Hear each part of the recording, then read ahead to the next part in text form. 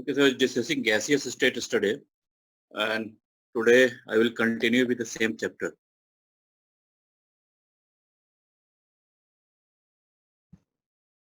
So see some questions now.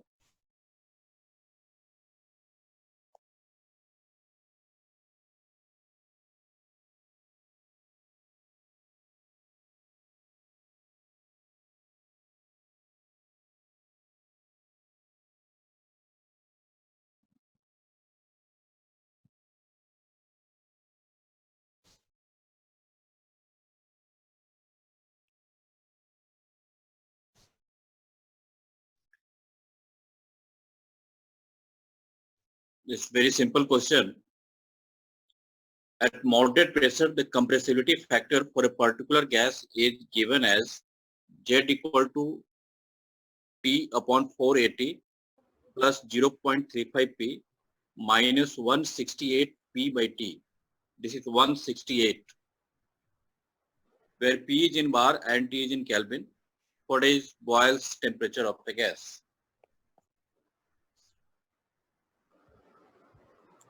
480 Kelvin.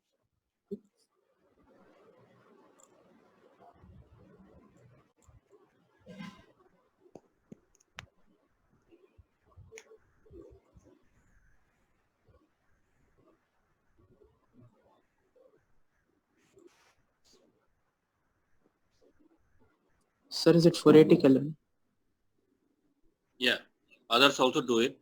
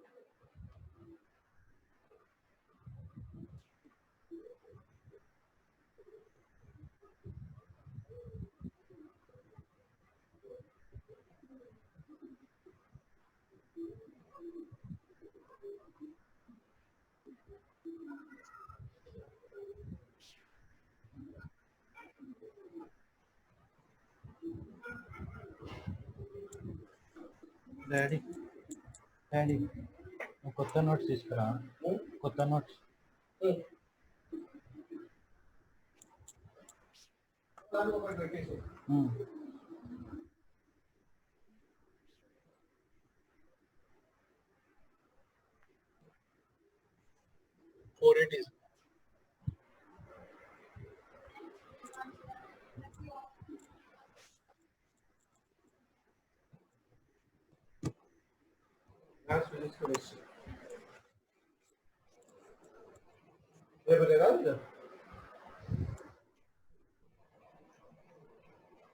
I think most of you must have got it. It's 480 Kelvin.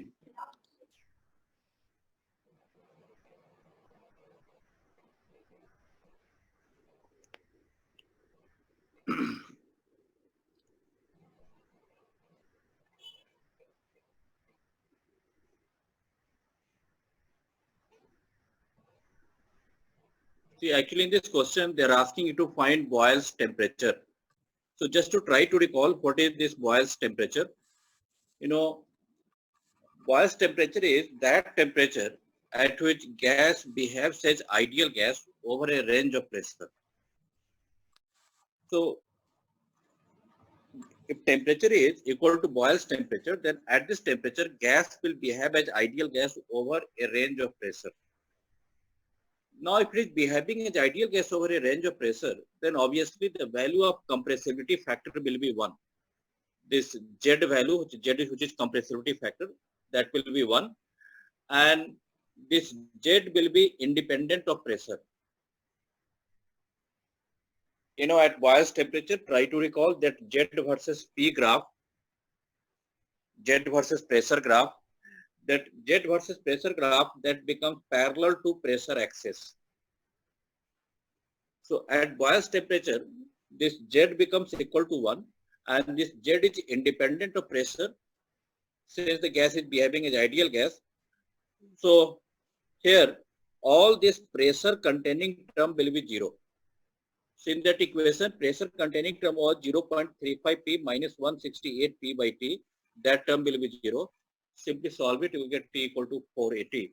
Or directly from that equation also you can get, in that equation it was given Z equal to 4 T upon 480 plus this pressure containing term. So at boils temperature, all this pressure containing term will become 0 because Z will be independent of pressure. So if you substitute 0 in the place of all this pressure containing term, you will get T equal to 480.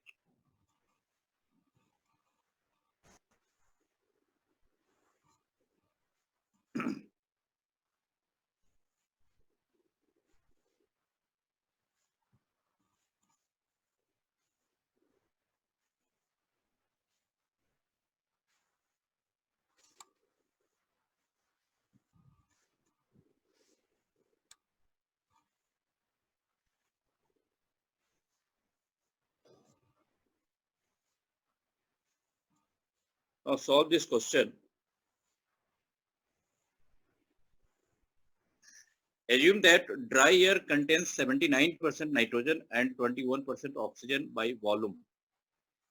Calculate the density of dry air and moist air at 25 degrees Celsius and 1 atmosphere pressure when relative humidity is 60%. The vapor pressure of water at 25 degrees Celsius is 23.76 millimeter of mercury. So you have to calculate the density of dry air as well as moist air. The relative humidity is given, it is 60%.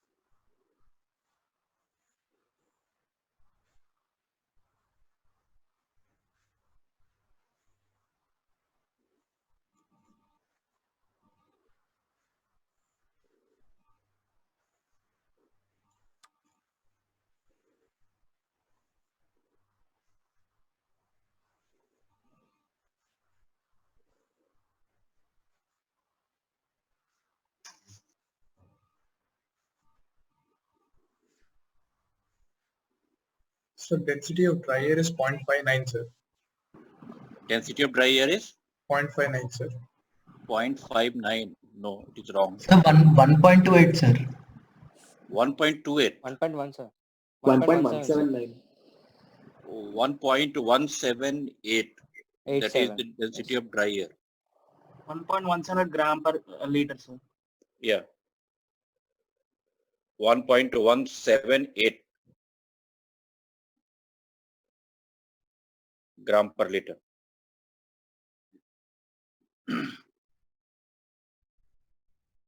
all of you try it.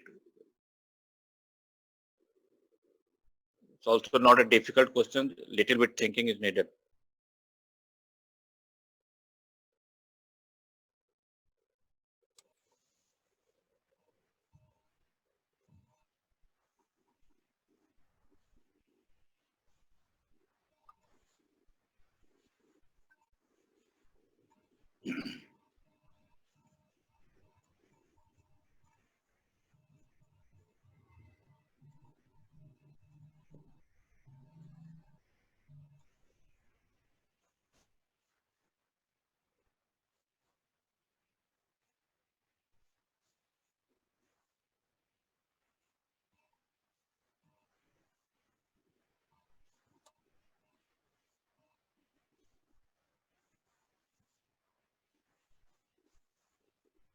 So is density of wet air 1.201.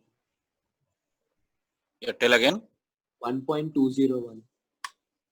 That is density of Wet air. Moist air. moist air.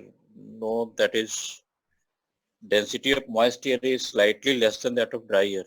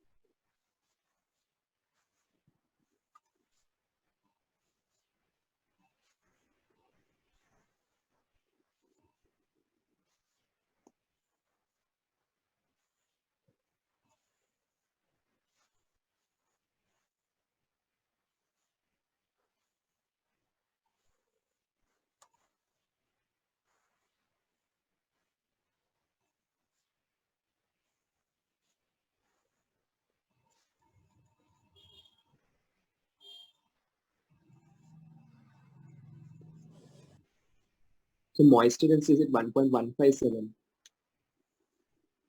Moist air is 1.1702. Dry air 1.1787 and moist air 1.1702.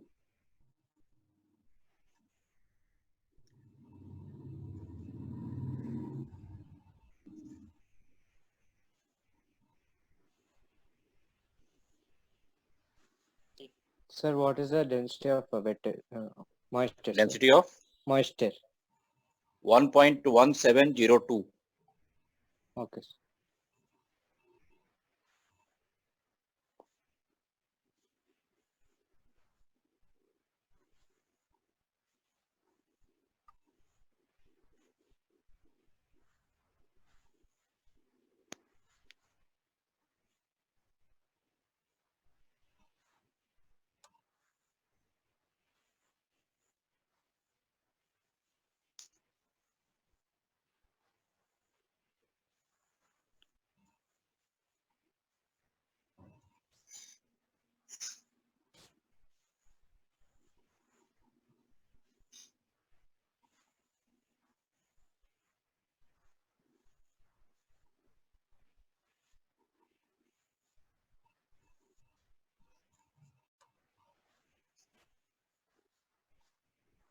Are you getting it?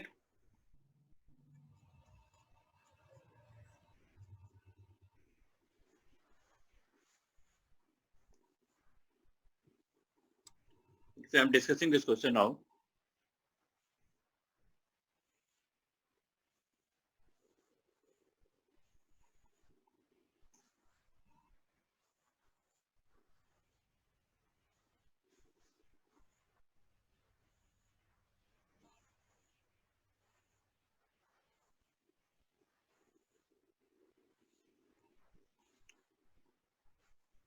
First, to calculate the density of dry air, and this is very easy to calculate the density of dry air. It is given in the question that assume that dry air contains 79% nitrogen and 21% oxygen. So this dry air is containing 79% nitrogen and 21% oxygen. So what do you do? Calculate the molecular weight of dry air. So molecular weight of dry air will be average of the molecular weight of nitrogen and oxygen. Now average of the molecular weight of nitrogen and oxygen you can calculate like this. Nitrogen molecular weight is 28, it is 79%. Oxygen molecular weight is 32 and it is 21%. So molecular weight of dry air will be 28 into 79 plus 32 into 21 by 100. So it will come 28.84. This is molecular weight of dry air. And after that you use the equation PM equal to rho RT, which is another form of ideal gas equation. And from here you can easily calculate the density of dry air. This will be PM upon RT.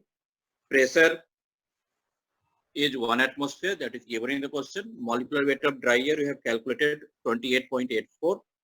R value is 0.0821 and temperature is 25 degrees Celsius, means 298 Kelvin. Do the calculation, you will get this much, 1.1787 gram per liter.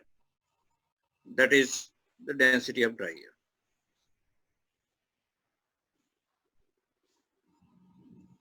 Now, next you have to calculate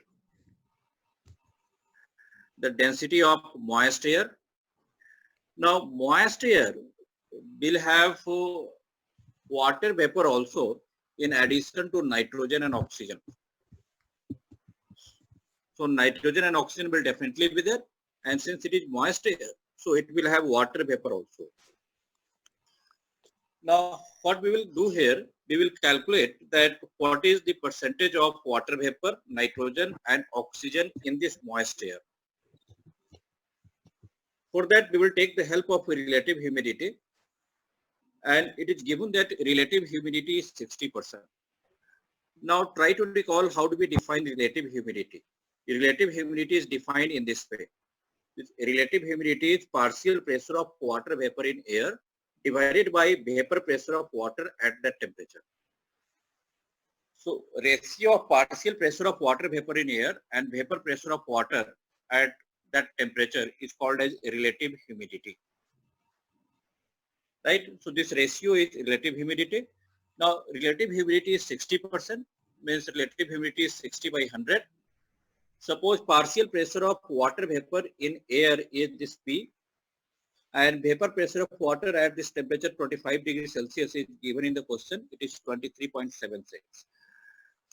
So if you substitute it and do the calculation, you will get the partial pressure of water vapor in air, which we have assumed as P, that as 24.256. This is the partial pressure of water vapor in air, 24.256. Now, see, total pressure is 1 atmosphere.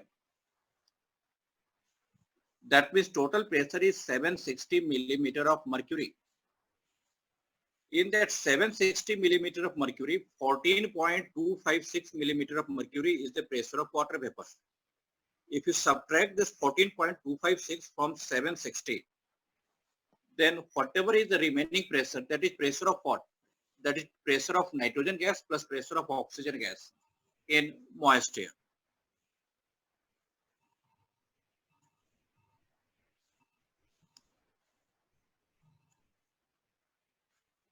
Can I remove it? Yes, sir.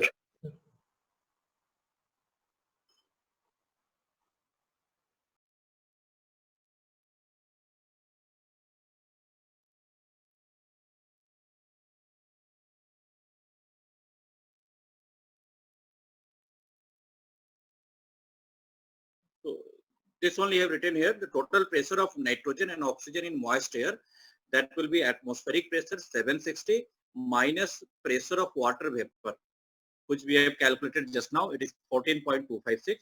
If you take the difference, it will be 745.744 millimeter of mercury. So that is the pressure of nitrogen and oxygen in moist air. Now, the 745 millimeter of mercury, that is the pressure of nitrogen plus oxygen. Now, in this mixture, the nitrogen will be 79% and oxygen will be 21%. I'm talking about the mixture of nitrogen and oxygen only, because this 745, that is the pressure of nitrogen and oxygen only. We have subtracted the pressure of water vapor from atmospheric pressure. So from here, you can easily calculate the pressure of nitrogen and oxygen in this moist air. Pressure of nitrogen will be 79% of this 745 and pressure of oxygen will be 21% of this 745. So we will get this much, 589.137 and 156.60. These are the pressure of nitrogen and oxygen. So finally, in moist air, the pressure of water vapor is 14.256 millimeter of mercury. Pressure of nitrogen is 589.137 millimeter of mercury, and pressure of oxygen is 156.60 millimeter of mercury. So we have got the pressure of all the components of moist air. Remember, total pressure is 1 atmosphere only, 760. If you add these three, you will get 760. So we have got pressure of water vapor, nitrogen and oxygen. From these pressures, we can easily calculate what is the percentage of water vapor, what is the percentage of nitrogen, and what is the percentage of oxygen in moist air. So obviously, percentage of water vapor will be the pressure of water vapor divided by total pressure into 100. So it will come 1.875%. Percentage of nitrogen will be 589.137, which is pressure of nitrogen divided by total pressure into 100. And similarly, you can calculate the percentage of oxygen. So you will get 77.51% of nitrogen and 20.6% of oxygen. So in dry air, nitrogen was 79% and oxygen was 21%. But in moist air, nitrogen is becoming now 77.51% and oxygen is becoming 20.6%. Because 1.75% will be water vapor. And after that, only calculation is there. Since percentages of all the three is known to you, you can calculate the molecular weight of moist air. That will the average of these three. So molecular weight of moist air will be 18, which is molecular weight of water multiplied by 1.875 plus molecular weight of nitrogen into 77.51 plus molecular weight of oxygen into 20.6 divided by 100.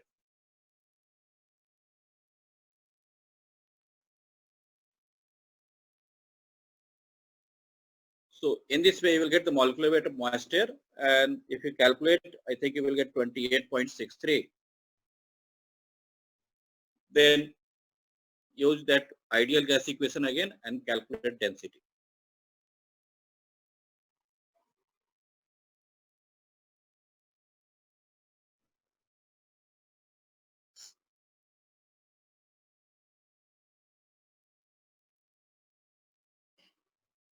Is it clear?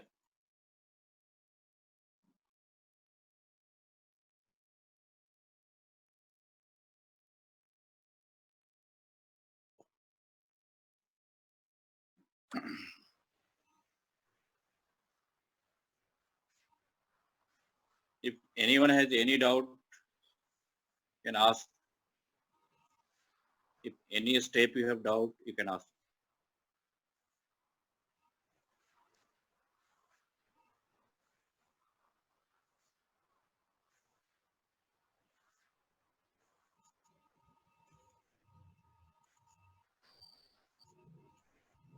Okay.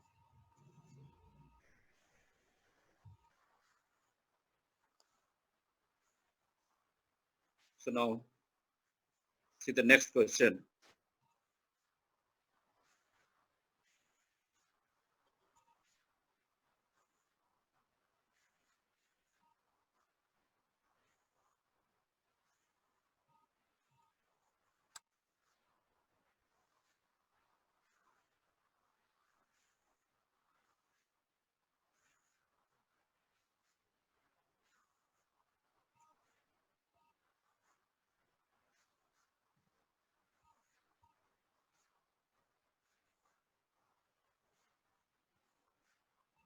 There are three containers A, B, and C.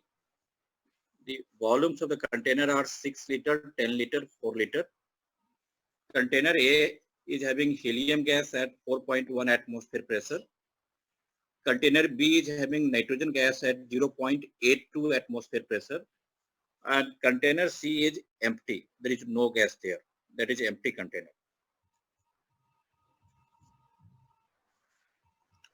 All are connected by glass tubes of negligible volume. Temperature is remaining constant 300 Kelvin throughout. Now read and solve the questions. If anything is not visible, you can ask, I will read it again.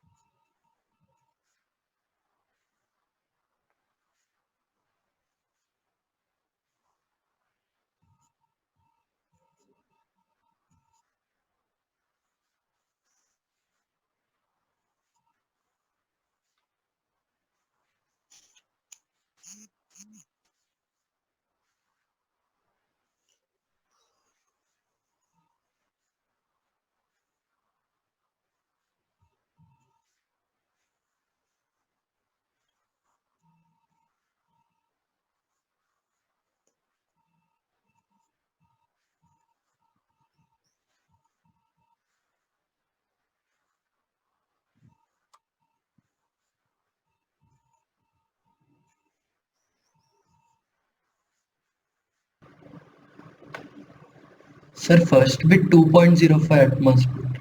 Correct.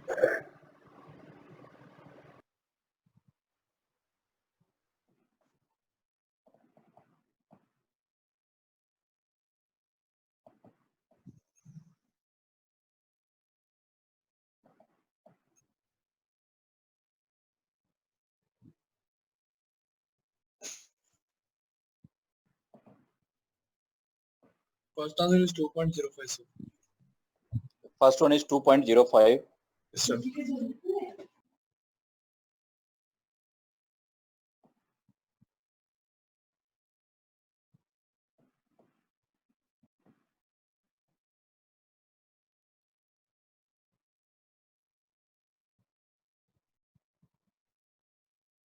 Second one is 0.4, sir. Second one is 0.4. Yes.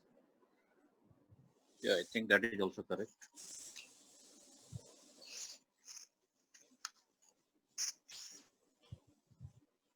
No. That is the number of 0.1, moles sir. of nitrogen. That is 0.1. 0.1, sir. 0.1. Yeah, 0.1.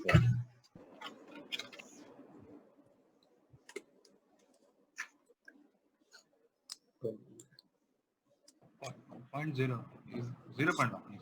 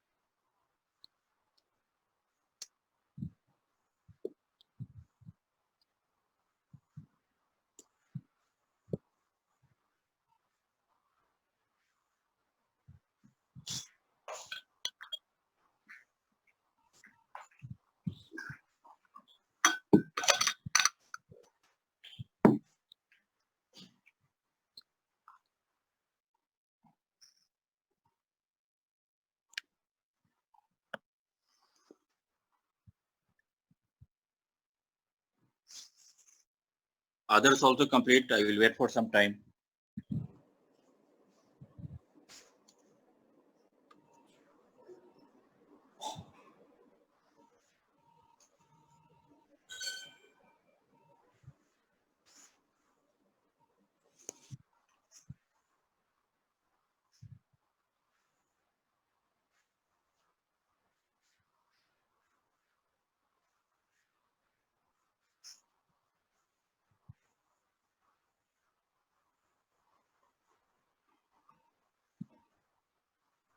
There is first answer 2.05.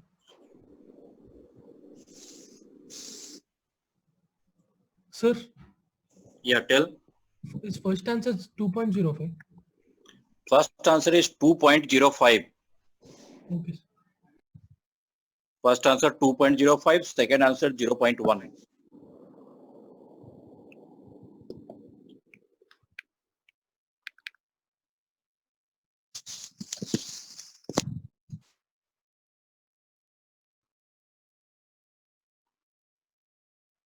Okay, I'm discussing it now.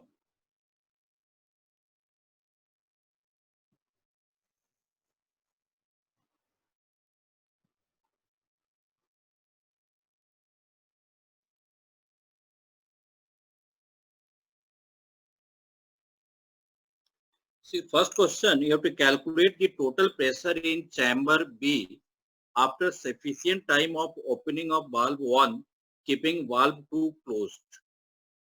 So now you're opening valve 1. Now see, if you open valve 1, then what will happen? The helium and nitrogen, now they will get mixed and both will present in these two containers A as well as B. And if you open this valve 1, then this chamber A and B, these two will behave as a single container of volume 16 liter. And whatever is the pressure in chamber A, same will be the pressure in chamber B. On opening this valve 1, these two chambers will behave as a single container of volume 16 liter. So pressure will remain same throughout A and B. Now they're asking you to calculate the total pressure in chamber B after sufficient time of opening of valve 1, keeping valve 2 closed. So what you do here, you calculate the number of moles of helium and nitrogen first. Helium is at 4.1 atmosphere pressure and 6 liter in chamber A. So number of moles of helium in A can be calculated by PV upon RT. Pressure is 4.1, volume is 6 liter, R and T are known to you, temperature is 300 Kelvin throughout. So it will come 1. Similarly, you can calculate the number of moles of nitrogen in chamber B, it will come 0.33. Now, as I told you, if you open this valve, then helium and nitrogen will be mixed and both the gases will be present in this container of 16 liter volume, because now A and B, these two chambers will behave as a single container. So both will present in container of 16 liter volume. And pressure will remain constant throughout A and B. So total number of moles of A and B will become 1.33. Then pressure will be nRT by V. Now N you have to substitute as 1.33. R and T are known to you. Volume we have to take as 16 liter now. If you solve it, you will get 2.05 atmosphere approximately. So this way you can solve the first question. Now next they are asking you to calculate the number of moles of nitrogen in chamber A after sufficient time of opening of both the valves. So now you are opening both the valves. If you're opening both the valves, then what will happen? This entire system will behave as one container of volume 20 liter. So when both the valves are open, this entire system will behave as one container of volume 20 liter. In every container, you will have helium, nitrogen, and the total number of moles of helium and nitrogen in this entire system is anyway known to us, that is 1.33. Where number of moles of nitrogen is 0.33 and helium is 1. So this only I have written here. After opening both the valves, the chambers A, B and C will behave as a single container where number of moles of nitrogen is 0.33 and total volume is 20 liter. So now if number of moles of nitrogen is 0.33 and total volume is 20 liter, then we can calculate the pressure of nitrogen in this container of 20 liter. Entire system is now behaving as a single container. So we can easily calculate the pressure of nitrogen in this container of 20 liter.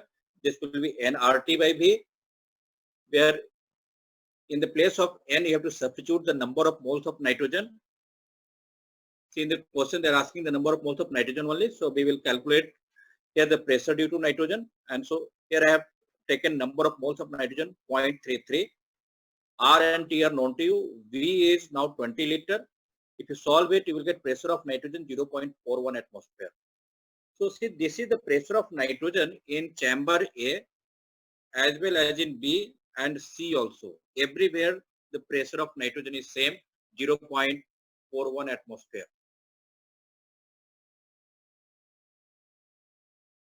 This is only because now entire system is behaving as a single container. So this is the pressure of nitrogen in A, B as well as in C. Now, in the question, they are asking to calculate the number of moles of nitrogen in chamber A. So pressure of nitrogen in chamber A is known to you. This is 0.41 atmosphere and volume of chamber A is 6 liter. So you can easily calculate the pressure of nitrogen in chamber, number of moles of nitrogen in chamber A. So number of moles of nitrogen will be PV upon RT.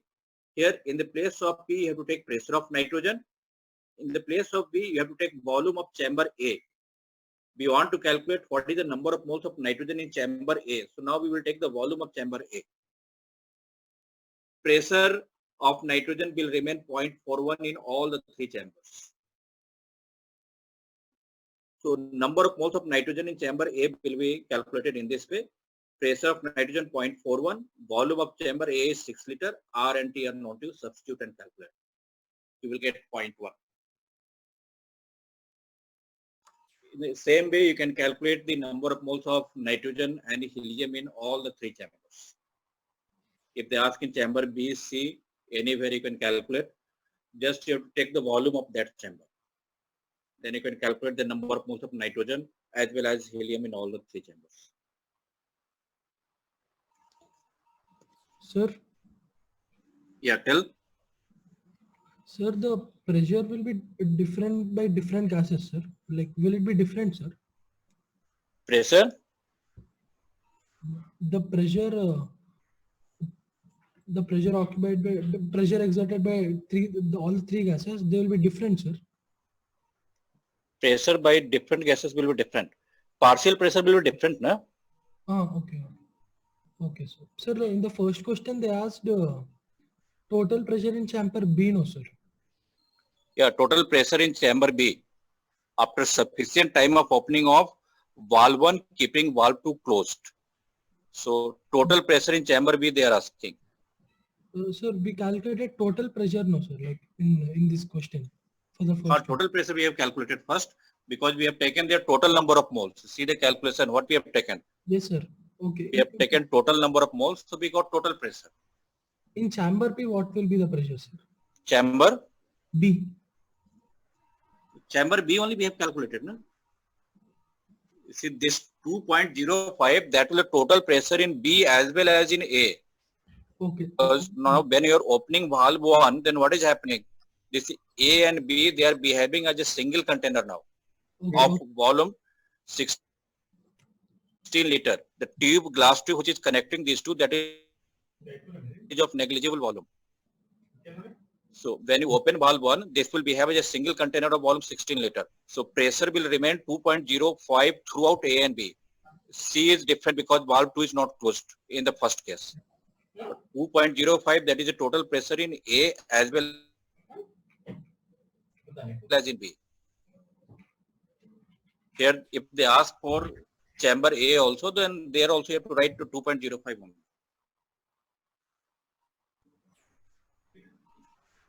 Have you got it?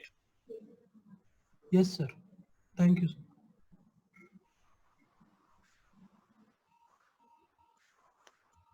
Any other question?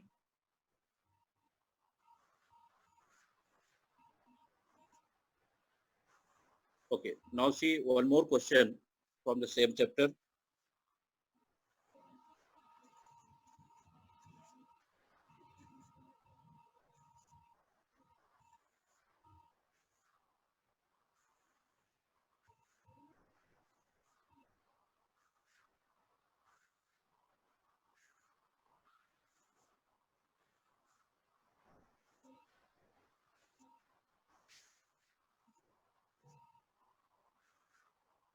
For an ideal gas, temperature varies as T equal to K plus beta V square, where K and beta are positive constants and V is the molar volume of the gas.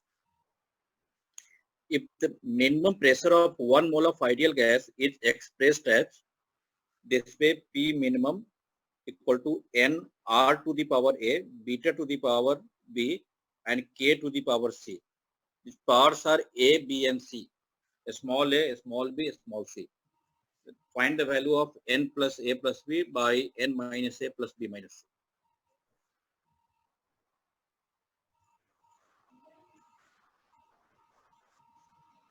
So in this p minimum, this n which is there, that does not represent number of mole. So don't think that that is number of mole. Sir, the Anyway, answer 4, sir. Yeah, 4, sir. 4. Yes, sir. Yes, sir. 4. N equal to 2, A equal to 1, N B equal to 2, equal yes, to sir. half. Is it coming exactly 4? Yes, sir. Check once more. 3.5 is coming, sir. 3.5, sir. 3.5 is coming. 3.5.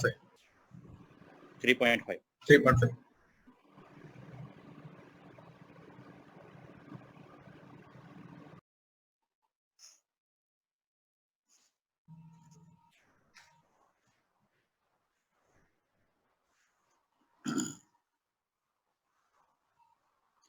Others also try.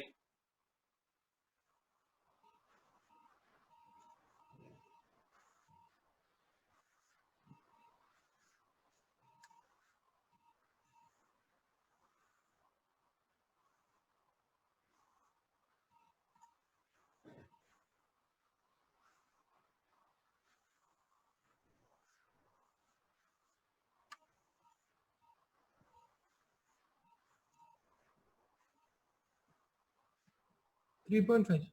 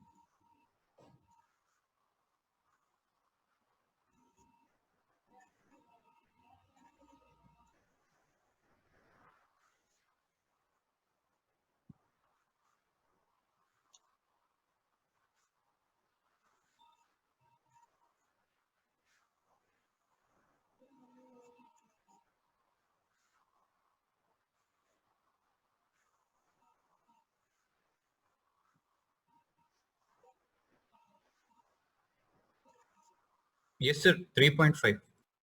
3.5. Can you explain how did you get it?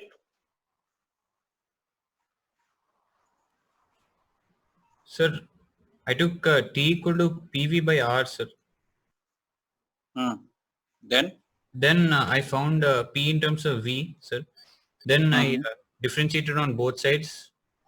Then I found the value of V for minimum P, sir. Okay. So then I substituted back and I got. Okay, correct. Sir, we can simply use AMGM, sir. We can write P. Yeah, can you speak a bit loudly? Sir, we can use AMGM, sir. Like we can write P equal to RT by V. Then we'll get P equal to R into K by V plus beta V. Mhm. Now K by V plus beta V will be greater than equal to 2 root KB, sir. Inequality of arithmetic mean and geometric mean. Hmm. So we can simply substitute 2 root KB in place of K by V plus beta V. Then we'll get minimum pressure. We'll get 2R root K and into root B. Correct.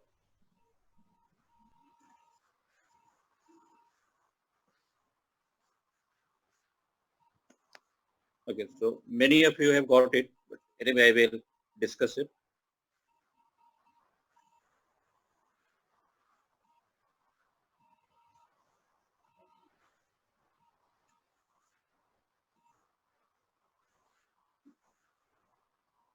So this way you can solve it.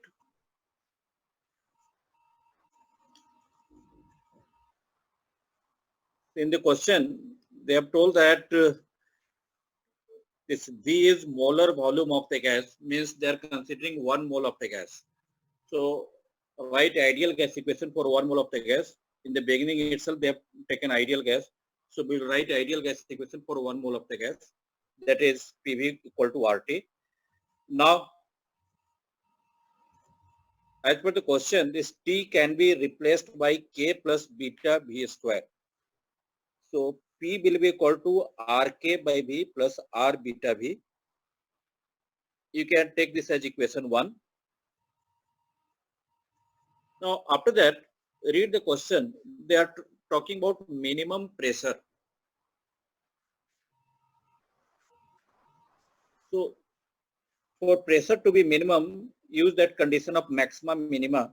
For pressure to be minimum, this dP upon dV should be equal to 0. So just to differentiate equation 1 and equate that to 0. That only we have done. I've differentiated equation 1 and equated that to 0. If you do that, then finally we'll get this relationship V equal to S square root K by beta.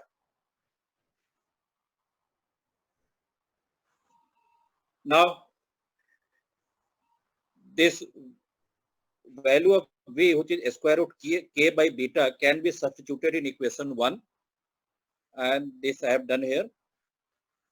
If you substitute that value of V from equation 2 in equation 1, you will get the expression for P minimum. This P minimum will be 2R square root K beta. Now, from question, P minimum is given by N R to the power A, beta to the power B, K to the power C. Compare these two. Now, N will be equal to 1, A will be equal to 1, and B and C will be half and half. So, substitute that in that required expression and calculate the value. It will come 3.5.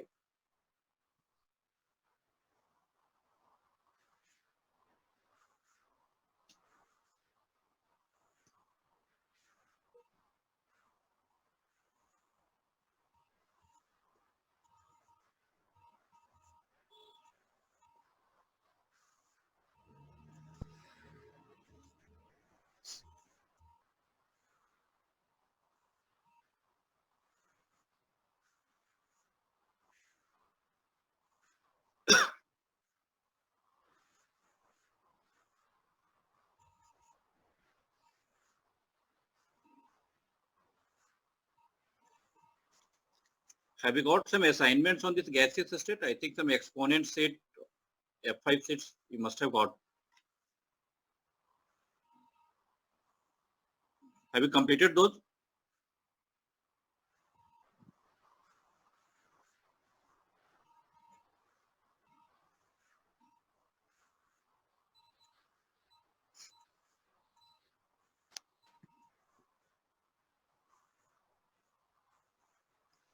Now, so most of the chapters of physical chemistry I have taken in this 15 days. If you want questions to be discussed from some other chapter, then you can tell. First, you tell about physical chemistry. After that, we will see the other parts. Sir, teach N factor and also N factor and volumetric calculations. Can you speak a bit loudly? N factor? N factor problems, sir, like calculation of titrations and volumetric calculations, normality, molarity and all. Can you? Okay, volumetric analysis. Yes, sir. N factor, calculating N factor. Okay.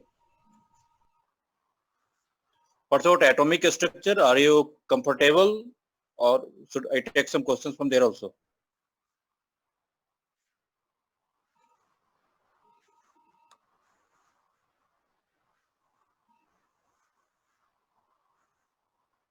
Sir, can you teach concept of entropy, sir? Concept of Entropy in reversible and irreversible processes both, sir. that theory you want to be discussed. Huh. Oh.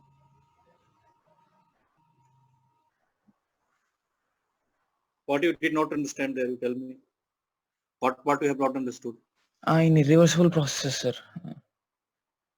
During irreversible process, calculation of entropy and all, sir. Okay. Okay, that I will do. But first you tell me about these other chapters like atomic structure or any chapter of physical chemistry which is left. Are remaining things fine, or should I take questions from other chapters also? I think now we are left with atomic structure and that stoichiometry. Sir, surface chemistry, once can you teach, sir? Surface chemistry, sir. Surface chemistry is completely theoretical. What to be taught there? That is completely theory only, no? That Some problems can you explain, sir? Some 3-4 problems. Surface chemistry, sir. Like. okay. Give me some time because I also need to search problems. Their problems getting is also very difficult. Whatever questions are there, no, all are theoretical only. Just complete theory. Okay. Anyway, one day I have taken one question on gold number. Yes, sir. Like that theory also once can you explain, sir? Like it was not taught in our class, sir. Gold number. It is taught. Like we didn't take many examples in that. Okay, but give me some time because I need to search questions in that chapter. Okay, sir. Thank you, sir. Okay, so I'm closing for the day. Tomorrow, mostly I will take, not tomorrow, day after tomorrow, I will take volumetric analysis or atomic structure. After physical, can we do organic also, sir? Yeah, definitely we will do. After completing volumetric and atomic structure, we will go for organic only. Okay.